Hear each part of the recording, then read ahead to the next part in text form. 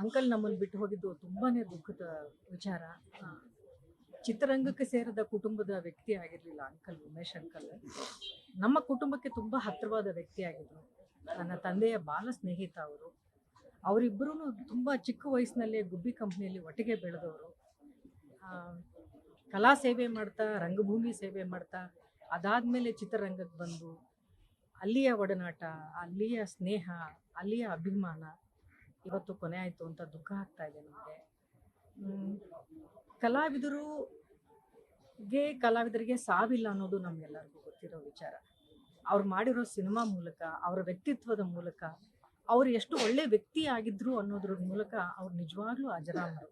ಅವ್ರು ಮಾಡಿರುವಂಥ cinema, uncle ಪ್ರತಿಯೊಂದು ಸಿನಿಮಾಗಳಲ್ಲಿ ಜನರನ್ನ ಮನರಂಜಿಸಿದ್ದು, ಜನರನ್ನ ನಗಿಸಿದ್ದು ನಾವು ಯಾರು ಮರೆಯೋಕ್ಕೆ ಸಾಧ್ಯ ಇಲ್ಲ. ಈ ಕರ್ನಾಟಕವೂ ಕೂಡ ಮರೆಯೋಕ್ಕೆ ಸಾಧ್ಯ ಇಲ್ಲ. ಅಂಕಲ್ ಮಾಡಿರುವಂಥ ಸೇವೆ, ಈ ಕಲಾರಂಗದ ಸೇವೆಯಿಂದ ಅಂಕಲ್ ಯಾವತ್ತೂ ಅಜರಾಮರು. ಒಳ್ಳೆ ಕಲಾವಿದರು ಅನ್ನೋದು ಅಂಕಲ್ ಎಷ್ಟು ನಮಗೆಲ್ಲರಿಗೂ ಗೊತ್ತೋ, ಅದಕ್ಕಿಂತಲೂ ಹೆಚ್ಚು ದುಪ್ಪಟ್ಟು ಅವರೊಬ್ಬ ತುಂಬ ಒಳ್ಳೆಯ ಸರಳ ವ್ಯಕ್ತಿ. ಯಾವತ್ತೂ ಯಾರಿಗೂ ಕೇಡನ್ನು ಬಯಸಿದ್ದಿಲ್ಲ, ಬೇಜಾರು ಮಾಡ್ಕೊಂಡಿದ್ದಿಲ್ಲ, ಒಬ್ಬರ ಮೇಲೆ ಕೋಪ ಮಾಡ್ಕೊಂಡಿದ್ದಿಲ್ಲ.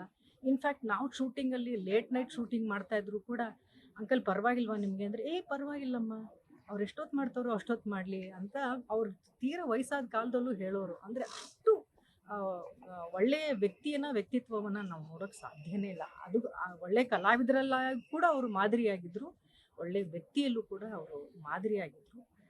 ಅವರ ಆತ್ಮಕ್ಕೆ ಭಗವಂತ ಶಾಂತಿ ಕೊಡಲಿ ಅನ್ನೋದಷ್ಟೇ ನಾವು ಇಡೀ ಕುಟುಂಬದವ್ರ ಹತ್ರ ಕೇಳ್ಕೊಳ್ತೀವಿ.